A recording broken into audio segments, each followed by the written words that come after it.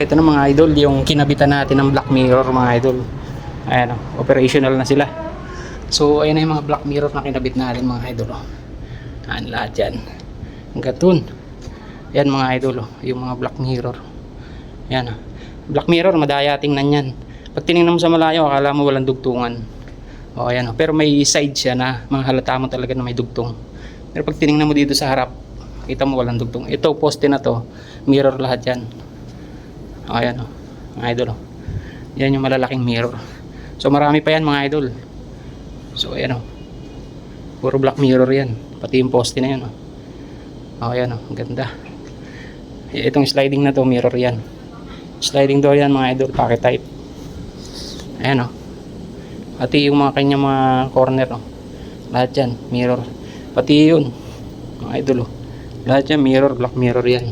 So ito pala yung pangalan ni sir. So yan yung ginagawa nila, puro gown. So ayan ito sliding door yan, pero pag tinignan mo akala mo walang kwarto sa loob kasi puro black mirror lahat. Ito rin pinto, ayan lahat black mirror yan.